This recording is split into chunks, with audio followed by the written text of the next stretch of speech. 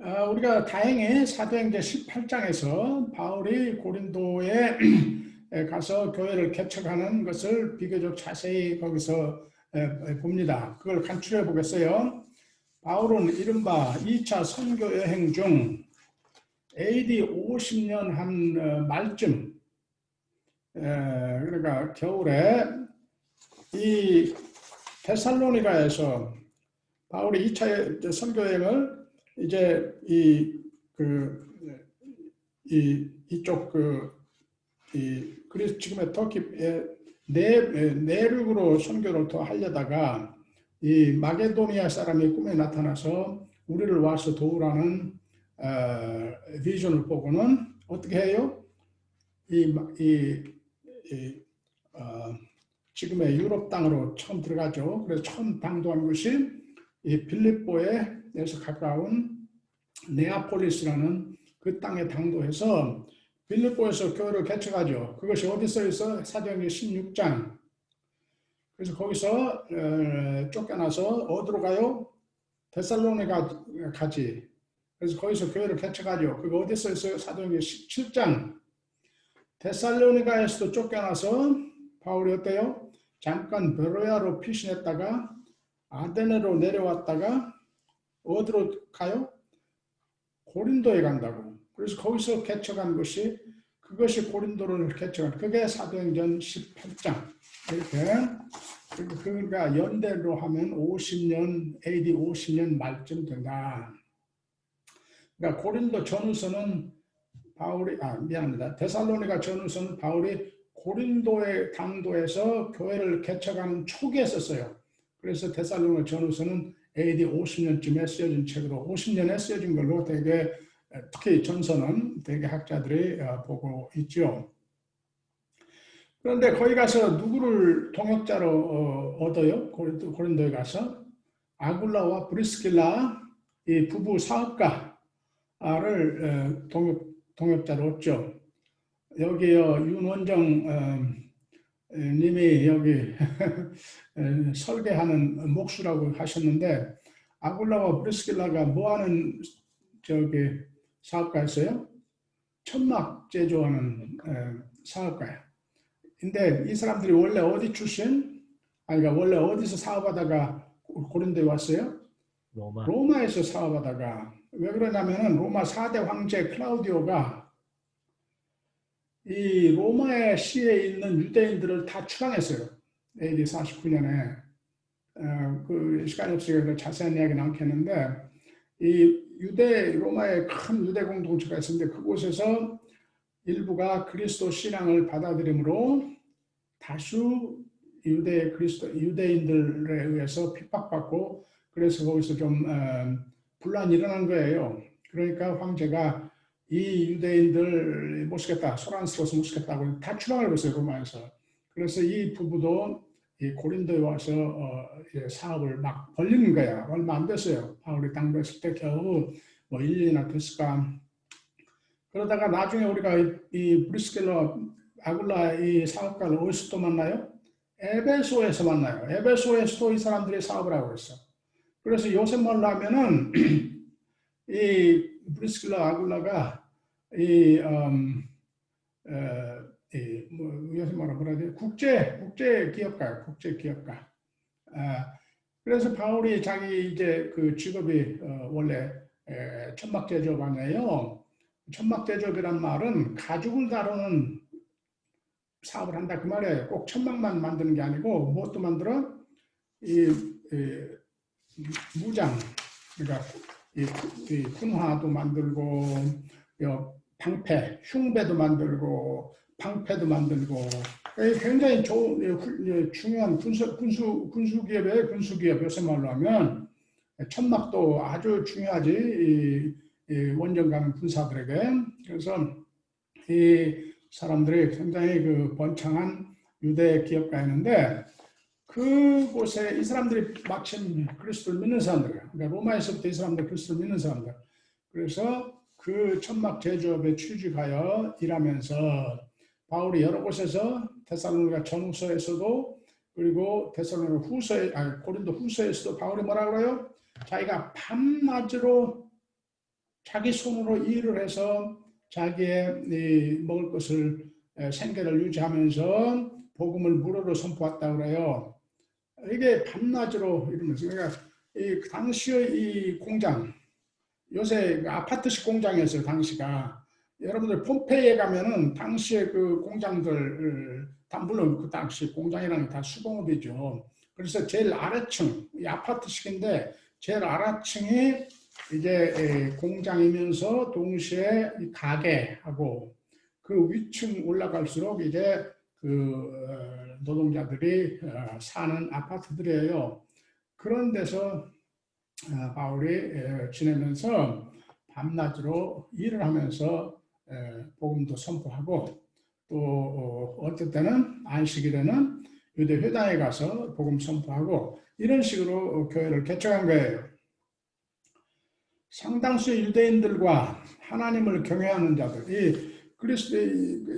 이 당시 로마 헬라 세계에서 유대 회당에는 물론 유대인들이 율법을 읽고 하나님을 찬양하고 하나님께 기도하는 예배를 드렸죠, 안식일에.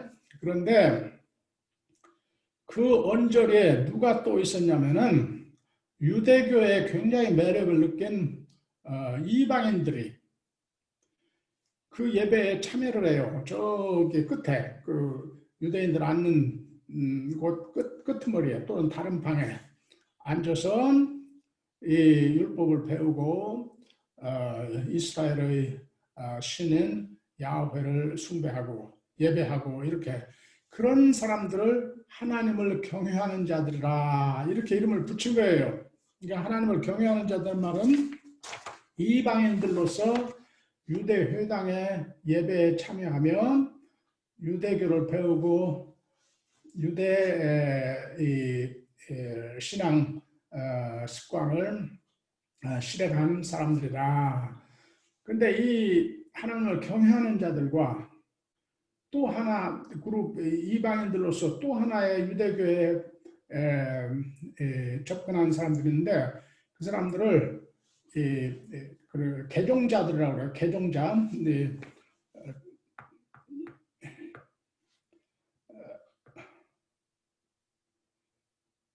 proselytes. 이렇게 말해요. 영어로는. 이 말은 헬란 말에서 온 거로 우리에게 가까이 온 사람들 그 말이에요. 우리에게 나아온 사람들. 그러니까 유대인들 입장에서 봤을 때 이게 이방인들이지. 이방인들이 유대교회로 스스로 나온 사람들이에요. 이 사람들과 하나님을 경외하는 자들. 근데 어떻게 다르냐? 둘 다 이방인들이지. 둘 다 이방인들이야. 근데 하나님을 경외하는 자들 중에 대다수는 할례 받는 것을 꺼려해요. 왜? 할례 받는 것 자체가 성인으로서 할례 받는 게 아주 위험했어요. 당시에. 죽을 수도 있어요.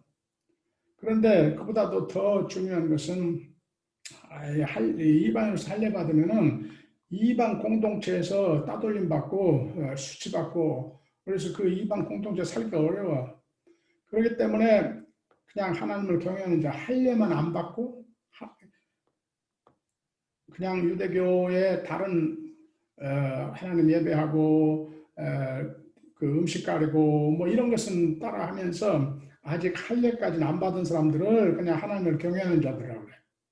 이런 사람들 중에 신앙이 더 돈독해서 아예 할례를 받아서 할례가 뭐예요?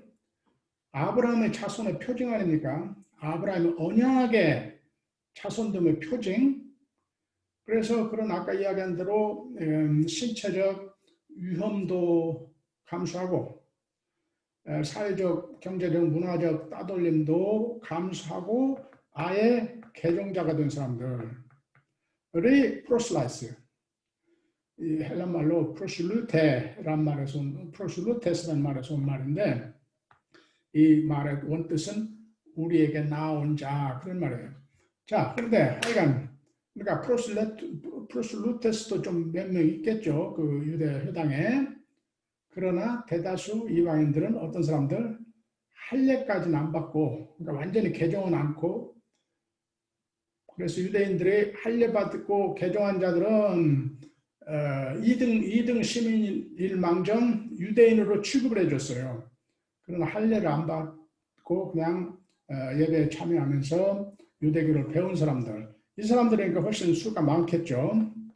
이 사람들이 유대 회당에 있는 거예요. 그런 사람들에게 가서 바울이 이제 복음을 선포합니다. 예수 그리스도의 복음을 선포해요. 그래서 예수 그리스도가 어떻게 구약을 성취한 참 메시아인가? 그래서 어떻게 우리 구원이 그를 믿음으로 얻게 되는가를 선포해요. 그러면 그 유대 회당에 아주 일부 유대인들이 자, 저게 맞네 하고 이 복음을 받아들여요. 그러나 다수 유대인들은 이게 거짓 선지자, 바울이 거짓 선지자다. 그래서 이게 이단, 요새 말로 우리말로 하면 이단이다 해서 배척을 해요.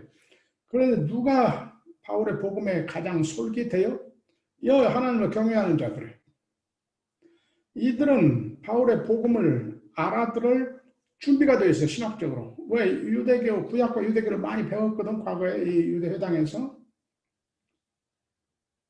그런데 바울 복음에 의하면 할례가 필요 없고 율법을 완벽히 지킴도 필요 없고 그리스도를 믿음으로 우리가 그리스도의 구원을 얻는다 하니까 이 사람들의 귀가 번쩍 트이는 거예요. 하나님을 경외하는 자들을. 그래서 아주 소수의 유대 그리스도인들과 다수의 이방 그리스도인들, 곧 하나님을 경외하는 자들이 이제 바울을 추종하게 돼요. 그러면 뭐가 일어나요? 유대인들이 반발을 해서 특히 이 하나님을 경외하는 자들 중에 이 사도행전 17장을 보세요. 바울이 데살로니가 선교할 때 똑같은 현상이 나타나는데 거기에 뭐란 말, 누가가 뭘 그 하이라이트해? 그 중에 아주 쉽게 말하면 부유층에 상류층의 여자들이 많았다 그래요. 상류층의 여자들이. 이 상류층의 여자들이 중요해요. 왜 그러냐면은 그 유대 공동체는 항상 핍박받고 따돌림 받고 하는 공동체거든. 근데 상류층의 권문세가 남자들은 이 유대 회당에 참여하기를 좀 꺼려. 근데 여자들이 참여하면 그 부인들의 영향으로 그 남자들이 자연히 뭐 하게 돼요? 유대 그 공동체 그리고 스나고그 회당을 지원하고 대변하고 후원자가 되는 거야. 그런데 그들이 많이 바울 복음으로 그리스도인이 돼. 그러니까 유대인들이 더 시기심을 느껴가지고 핍박하게 돼요. 그리스도인들을. 그러면은 바울이 그들을 유대 공동체에서 떼어내서 유대 회당, 바울이 어디 가는 곳마다 유대 회당에서 먼저 복음 선포하죠. 그러면 거기서 이제 늘 뭐가 소수의 유대 그리스도인들과 다수의 이방 그리스도인들, 하나님을 경외하는 자들, 이방 그리스도인들. 그래서 그들의 조그마한 공동체를 이 유대 회당에서 떼어내서 교회를 세우는 거예요. 교회를 세우는 거. 이런 바울의 선교 방식, 이게 가는 곳마다 데살로니가에서도 그렇고 저기 고린도에서도 그렇고 가는 곳마다 그렇게 해요. 자, 이렇게 해서 이 유대 회당으로부터 바울은 그리스도를 믿는 자들을 유대 회당으로부터 분리하여 그리스도를 믿게 된 하나님을 경외하는 자, 그러니까 이방인으로서 유대교에 심취한 유스도의 집에 교회를 세웠다. 그리고는 이제 AD 중요한 사건은 AD 51년 7월에 이 세네카, 여러분들 세네카 철학자 들어보셨지? 세네카가 상원의원이었고, 그러니까 로마의 상원의원이었고, 그러니까 원로원 의원이었고, 네로의 선생이었죠. 그러니까 아주 유명한 집안이에요. 이 세네카의 형이 갈리오야. 이 갈리오가 세네카의 형이에요. 이 루키우스 부니우스 갈리오가 아가야의 총독으로 고린도에 부임했어요. 이렇게 로마 지방의 총독은 원로원급이 돼요. 원로원급이. 그러니까 원로원 회원이 이 지방의 총독으로 나가요.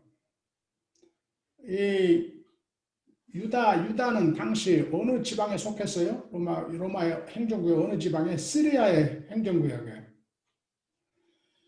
그래서 시리아에는 안디옥이 이제 수도지.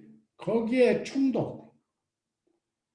그건 원로원급이야. 근데 그 지방의 또 부속 도시 또는 지역, 유다 지방이 유다 지방.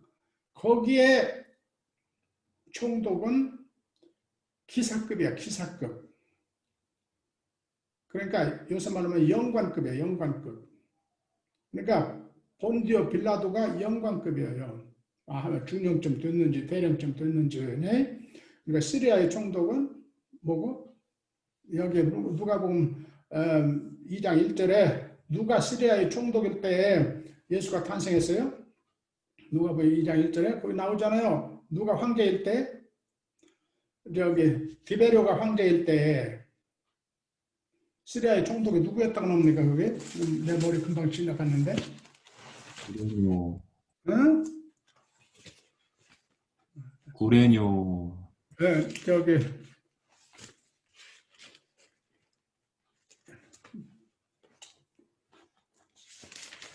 누가 총독일 때 금방 내 머릿속에 지나갔어.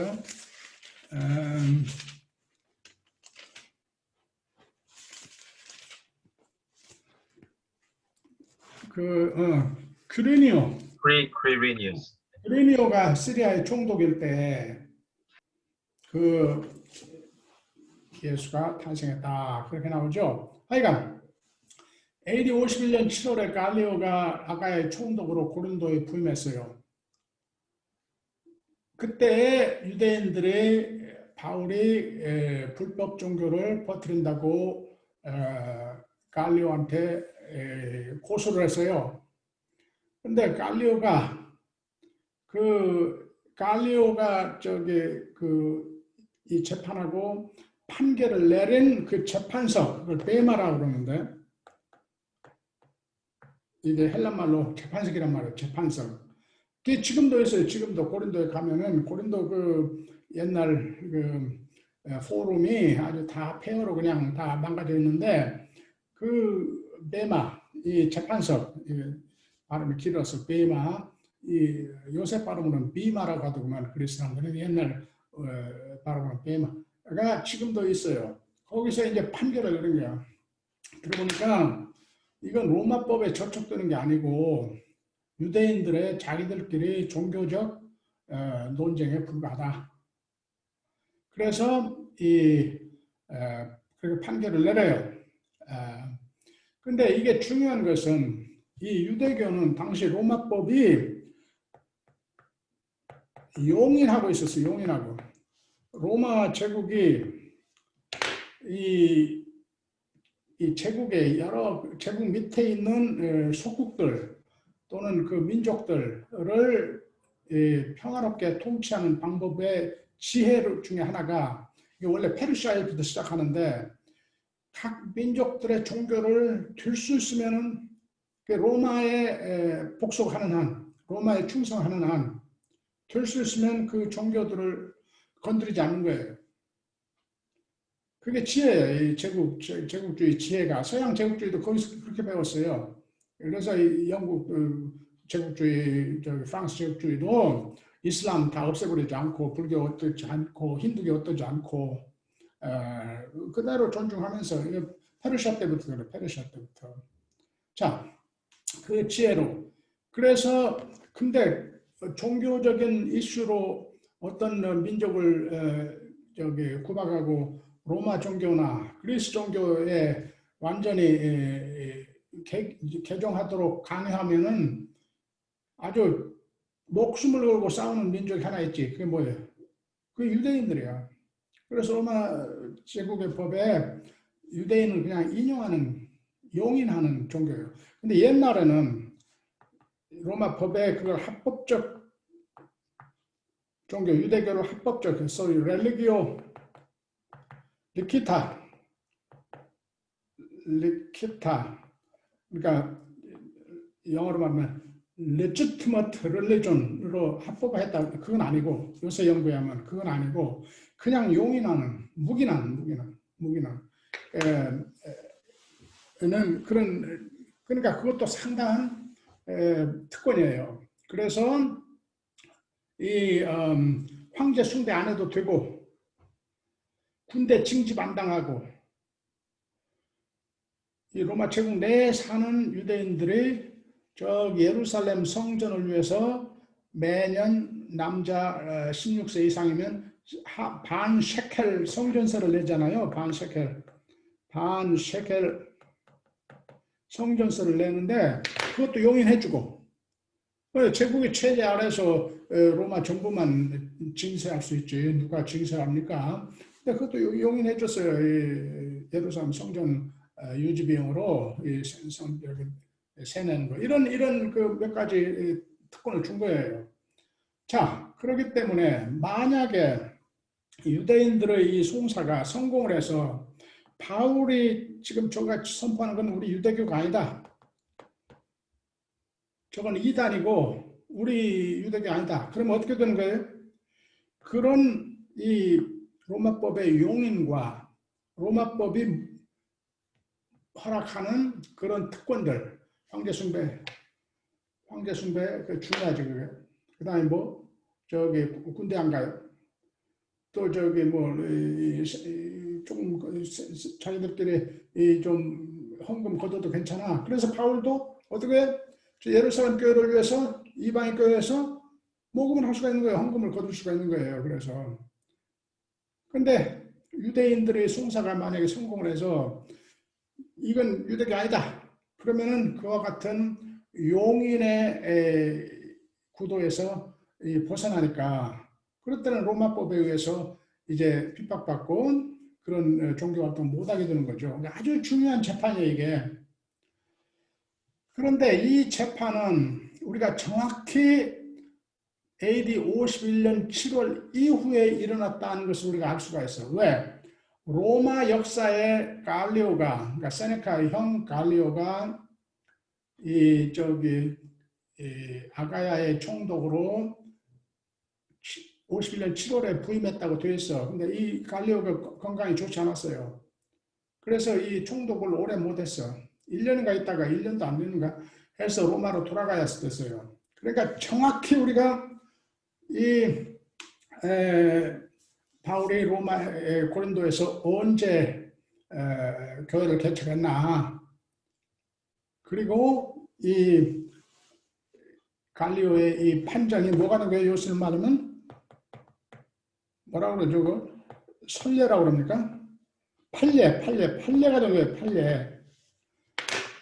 그 전에는 빌립보나 데살로니가에서는 이런 판례가 없으니까 거기 지방관들이 마음대로 그냥 핍박을 하고 쫓아내고 해도 되는 거예요. 그런데 이 갈리오의 이 판정이 이제 하나의 로마 제국에서 판례가 된 거예요. 그래서 바울이 굉장히 이제 더 자신감을 얻게 되는 거예요. 이 선교에. 그래서 아주 중요한 사건이 이게. 그래서 이 AD 51년 7월에 이 재판 7월 이후에 그러니까 정확히는 언제 무슨 달에 일어났는지 몰라. 51년에서 52년 요 기간에 갈리오의 재판이 있었는데 이게 신약 성경의 모든 책들 그리고 사건들의 연대 매김에 이게 뭐냐면 기준이 돼요. 기준. 이 갈리오의 이 판정, 이 기준에 근거해서 다른 사건들은 그 이전 사건, 그 이후 사건들은 상대적으로 우리가 연대 매김을 해요. 그래서 데살로니가 전서 후서는 50년에 쓰였다. 어떻게 알아? 데살로니가 이 고린도에서 이 갈리오 재판 받기 전에 데살로니가에서 먼저 선교했거든. 그러니까 이 갈리오의 판결이 51년 후반부에서 52년 전반부니까 데살로니가에서 바울이 한 3개월 복음 선포했다. 그러니까 데살로니가 전서는 50년에 쓰였다.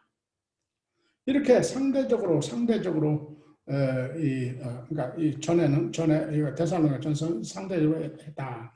그렇게 소급해 가서 예수의 십자가의 죽음도 AD 30년 일어났다. 이렇게 우리가 연대를 측정할 수가 있는 거예요. 그 뒤 그러면은 이 고린도 전서는 한 56년쯤에 쓰였겠다. 로마서는 한 57년, 8년쯤 쓰였겠다. 테살로니가 전서는 한 5년, 6년 썼고 후서는 곧 이어서 썼고 로마서는 57년, 8년 그 겨울에 썼겠다. 이렇게 연대를 잡는 거예요. 그러니까 다른 연대는 전부 상대적 연대. 요 갈리오의 이 재판만 절대적 연대로서 기준이 되는 거예요. 모든 신약의 성경의 사건들 그리고 그 신약의 책들 연대 잡음의 기준이 되는 거예요. 아주 이게 중요한 사건이에요. 그래서 이 고린도에서 그 판결을 받고 그래서 바울은 자유로이 복음을 선포하다가 AD 52년 봄에 에베소를 향하여 고린도를 떠나갔다. 그러니까 갈리오의 판결은 51년 후반부일 가능성이 많아. 가을을 지금 됐을 때